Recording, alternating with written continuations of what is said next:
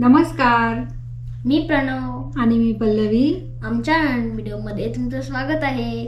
तर आज आपण या व्हिडिओमध्ये अमेरिकेतले स्कूल आणि आपल्या इंडियामधले स्कूल ह्याच्यामध्ये काय डिफरन्स असतात, काय वेगळेपणा आहे, इकडे मुलांना पाढे म्हणायला शिकवतात का किंवा पाठ करून घेतात का, कोणत्या कोणत्या लँग्वेज ते शिकतात शाळेमध्ये, ते आज आपण ह्या व्हिडिओमध्ये बघणार आहे. तर चला व्हिडिओला सुरुवात करूया. आपण ॲडमिशनपासून सुरू करूया. तर मग इथे आपल्याला ॲडमिशन कधी मिळते आणि केव्हा मिळते आणि कोणाकोणाला ॲडमिशन देतात हे लोक. केव्हा आपण मूव्ह झालो इथे तर इथे ते आपल्याला लगेच ॲडमिशन देतात. त्यामध्ये आपण इयरच्या मध्ये जरी असलो तरी पण ते आपल्याला ॲडमिशन देतात. आपल्याला ॲड्रेस प्रूफ आणि बर्थ सर्टिफिकेट द्यावे लागते, बरोबर ना? हो.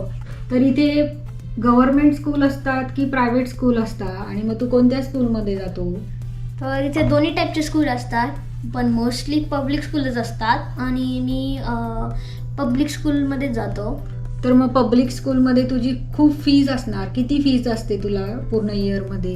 तर पब्लिक स्कूलला इथे काही फीज नसतात, म्हणजे पूर्ण स्कूल जे असतं किंडरगार्टन टू 12वी काही फीज नसते इथे, आणि कॉलेजला डायरेक्ट फी असते. तर हे एज्युकेशन जे आहे स्कूलचं ते एकदम फ्री आहे पब्लिक स्कूल्सला, पण प्रायव्हेट स्कूल्सला फीज असतात. तर तू जसा 2-2.5 वर्षाचा होता तेव्हापासून स्कूलला जातोय, तर इथे पण बाकीची मुलं 2-2.5 वर्षाची असल्यापासून स्कूलला जातात का इकडे? तर इकडे काही सिनियर KG किंवा ज्युनियर KG असं काही नाही आहे. तर इथे डायरेक्ट नर्सरी म्हणजेच किंडरगार्टन, आणि किंडरगार्टन नंतर फर्स्ट, सेकंड, थर्ड असं असतं. तर मग ते 5 वर्षाचे असताना इकडे सगळे स्कूलला जातात. 5 वर्षाचे असताना जाता, म्हणजे 2-2.5 वर्षाचे असतात तेव्हापासून ते स्कूलला नाही, तेव्हा ते घरी असतात आणि एन्जॉय करतात. किंडरगार्टन टू 5th पर्यंत हे एलिमेंटरी स्कूल असतं, बरोबर? हो. आणि त्याच्यानंतर 6th standard to 8th standard हे मिडल स्कूल असतं. डिपेंड होतं डिस्ट्रिक्टनी. काही काही डिस्ट्रिक्टमध्ये 7th आणि 8th असतं मिडल स्कूल, आणि काही काही डिस्ट्रिक्टमध्ये 6th, 7th आणि 8th असतं. आणि मग हायस्कूल त्यांचं 9th high school standard to 12th standard पर्यंत ह्यांचं काय असतं, 9th टू 12th स्टँडर्ड पर्यंत हायस्कूल असतं. आणि नंतर त्याच्यानंतर कॉलेज किंवा युनिव्हर्सिटी.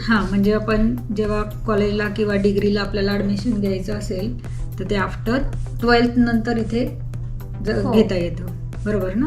हो. तर तू म्हणालास की स्कूल आपल्याला सगळ्यांना फ्री आहे, पण मग तुम्हाला मग वह्या पुस्तकाचा किंवा बाकीचा खर्च स्टेशनरीचा तो पण असेल, तो तुम्हालाच करावा लागत असेल. मग तो खूप असणार तुम्हाला. आणि तुमच्या स्कूलमध्ये मग टीचर तुम्हाला असं ब्लॅकबोर्डवरती शिकवते का?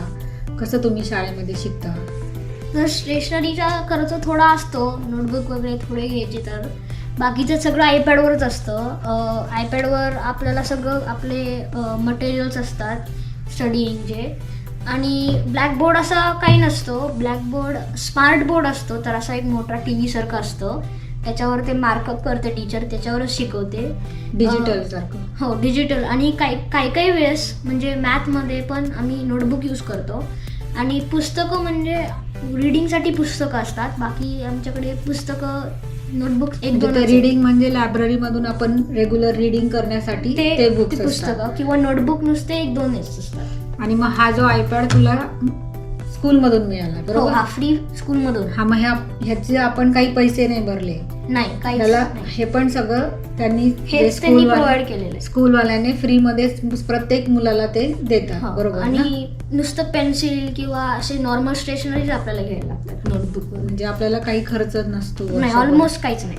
म्हणजे आपल्याला पूर्णच एज्युकेशन हे लोक फ्री देतात. आणि तुम्हाला स्कूलमध्ये लंच पण फ्री असते, बरोबर? हो, लंच फ्री आहे आमच्या स्कूलमध्ये दरवेळेस. म्हणजे ब्रेकफास्ट असतो आणि लंच पण असतो, त्याच्यामध्ये खूप मेन्यू असतात, आणि ते आपल्याला फ्री ऑफ कॉस्ट असतं. म्हणजे मग इकडे जे आहे गव्हर्नमेंट मुलांसाठी शिक्षण आणि जेवण ह्या 2 गोष्टी फ्रीमध्ये देते स्कूलमध्ये. येस. तर तुझी शाळा असते ती किती वेळ असते? आणि आम्ही जसं इंडियामध्ये आम्ही मराठी, इंग्रजी, हिंदी असे लँग्वेजचे सब्जेक्ट शिकलो, तसेच तुमचे सब्जेक्ट असता का? किंवा मॅथ्स, सायन्स, सोशल स्टडीज असं तुम्हाला काही असतं का? तर शाळा 8 वाजेपासून चालू होते आणि 2:30 वाजता संपते. आणि सब्जेक्ट्स म्हणजे आम्हाला math, language arts, social studies, science आणि PE म्हणजे खेळायचा तास. तर इकडे जसं एज्युकेशनवर भार थोडा दिला जातो तसंच खूप स्पोर्ट्सवर पण दिला जातो. रोज आम्हाला स्ट्रिक्टली 1 तास खेळायचा स्कूलमध्ये वेळ असतो आणि आम्ही रोज खेळतो PE. तू लँग्वेज आर्ट म्हटला, मग लँग्वेज आर्ट म्हणजे नक्की काय असतं? लँग्वेज आर्ट्स म्हणजे इकडचं इंग्लिश जे असतं ते इंग्लिश रीडिंग किंवा इंग्लिश अजून जे प्रॅक्टिस, ग्रॅमर ते सगळं जे असतं ते इंग्लिश म्हणजे बेसिकली इंग्लिश सब्जेक्ट असतो तुम्हाला, पण बाकीचे अदर लँग्वेजेस नसतात. फक्त जर तुम्ही चूज करू शकता काय, स्पॅनिश तुम्ही फक्त जर आपल्याला घ्यायचं असेल तर स्पॅनिश घेऊ शकता फक्त. ते इलेक्टिव्हमध्ये येतं. तर आमच्या स्कूलमध्ये नुसते 2 सब्जेक्ट्स आहेत. इंग्लिश स्ट्रिक्टली आहे आणि स्पॅनिश तुम्हाला चूज करू शकतात. तर ते इलेक्टिव्ज आहेत आणि आम्हाला 2 इलेक्टिव्ह चूज मिळतात. म्हणजे 2 इलेक्टिव्ह म्हणजे कोणते पण 2 क्लासेस आपल्याला आवडतात ते घेऊ शकतो आपण. आपल्या चॉईसचे आपण 2 क्लासेस करू शकतो. असे खूप इलेक्टिव्ह असतात, त्याच्यामधले आपण 2 चूज करायचे.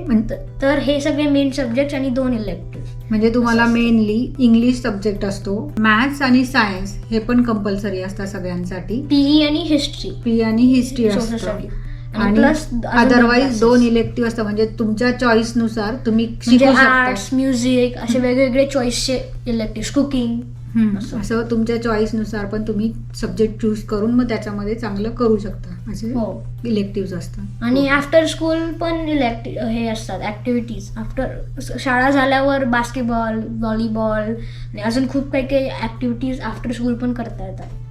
तर तू म्हणालास मला की तुम्हाला मॅथ्स सब्जेक्ट आहे, मग तुम्ही पाढे तर म्हणत असाल, पाढे म्हणजे टेबल्स तुम्ही पाठ करता का? तुझ्या शाळेमध्ये तुझे फ्रेंड्स वगैरे तुम्ही मिळून असे काही टेबल्स पाठ करता का? असं आम्ही टेबल जे असतात ते आम्ही ऑलरेडी शिकलेले असतात. आम्हाला काही असे पाढे वगैरे आम्ही पाठ नाही करत, माहिती आहे ऑलरेडी. म्हणजे इकडे असे पाढे टेबल्स जसे आपण इंडियामध्ये सगळेजण पाढे पाठ करून घ्या, पाढे पाठ करून घ्या असं काही नसतं. म्हणजे असं कंपल्सरी नाही करत कोणी. नाही. म्हणजे असं कंपल्सरी नाहीये की तुम्ही टेबल पाठ करा म्हणून. हा कंपल्सरी नाहीच आहे. ते स्कूलमध्ये तुम्हाला मग आपण इंडियामध्ये कसे तुझे प्रोजेक्ट घरी आपण दोघं मिळून किंवा सगळं आपण मिळून प्रोजेक्ट कम्प्लीट करायचो. खूप सारे प्रोजेक्ट ते मोठे मोठे बनवायला द्यायचे. तसे तुम्ही प्रोजेक्ट करतात का इथे पण? आणि मग कसे तू कम्प्लीट करतो ते? तर इथे अमेरिकेमध्ये एवढे पण होमवर्क किंवा प्रोजेक्ट नसतात आणि असले तरी पण दर वीकला असे नसतात. प्रोजेक्ट्स मोठे मोठे असतील तर दर महिन्याला 1-2 असे असतात आणि बाकीचे नुसते असाइनमेंट्सच असतात छोटे छोटे. पण जेव्हा प्रोजेक्ट असतात तेव्हा एकदम हार्डच असतील तेव्हा मुलं पॅरेंट्सला विचारतात. नाहीतर बाकी सगळं इंडिपेंडंट असतं. ते इंडिपेंडंटली त्यांचे पूर्ण प्रोजेक्ट जे असतात ते सॉल्व्ह वगैरे म्हणजे जे तुम्हाला करता येतील असेच प्रोजेक्ट ते तुम्हाला देतात करायला. मग त्याच्यामध्ये पॅरेंट्सची हेल्प तुम्हाला. आणि खूपच हार्ड असेल तर थोडे पॅरेंट्स हेल्प करू शकतात. पण मला तरी अजून आठवते की आजपर्यंत तू मला काही इकडे आल्याबद्दल प्रोजेक्ट हार्ड नाहीये, इझी आहे. जसं आपण इंडियामध्ये प्रायव्हेट ट्युशन्स लावतो आफ्टर स्कूल नंतर, तर मग तसं तू पण ट्युशनला जातोस का? नाही, मी तर नाही जात. आणि इकडे मोस्टली ट्युशन नसतातच. म्हणजे माझे मित्र आहेत, मी त्यांना विचारलं किंवा मला त्यांना माहिती आहे जातात की नाही, तर लाईक 95%, 90% जातच नाही. आणि जे एकदम स्पेशल असतात म्हणजे त्यांना अजून पाहिजे असतं ते त्यांचे पॅरेंट्स लावतात. आणि त्यांचे पैसे फी जे असतात प्रायव्हेट ट्युशनचे ते खूपच असतात. आणि असं ट्युशन इथे एवढे नसतात. त्याची लावायची गरज आणि एवढी लागत नाही, कारण नाही, ते सगळे आपल्या इंडिपेंडंटली सगळं वर्क करू घेतात. आणि स्कूलमध्येच सगळं वर्क टीचर घेऊन टाकते होमवर्क. मग काही अडलं तर तुम्ही स्कूलमध्येच टीचरला विचारून टीचर पण सांगते आणि मग ते तिथेच तुम्ही कंप्लीट टीचरला आयपॅड वरून ईमेल करू शकतात किंवा तसंच होतं. म्हणजे असं ट्युशन तुम्ही मोस्टली सगळा अभ्यास स्कूलमध्येच कंप्लीट करता, घरी काही करत नाही. घरी थोडा असतो ते पण. आता तुम्ही मिडल स्कूलला गेले म्हणून तुम्हाला थोडा तरी अभ्यास आहे, पण अदरवाईज इलेमेंटरी स्कूलला तुम्हाला काहीच अभ्यास नव्हता, बरोबर ना? हो. तुम्हाला मी अशी स्कूलच्या बद्दल माहिती दिली, ती तुम्हाला कशी वाटली ते मला नक्की कळवा. आणि तुम्हाला काही क्वेश्चन्स असतील ते पण मला नक्की कळवा. तर इकडे स्कूलचा पहिला दिवस आणि लास्ट दिवस खूप स्पेशल असतो. तर त्याचे व्हिडिओ पण मी टाकलेले आहेत माझ्या यूट्यूब चॅनलवर, ते पण नक्की बघा. लाईक करा, शेअर करा आणि चॅनल सबस्क्राईब नसेल केलं तर नक्की सबस्क्राईब करा. बाय.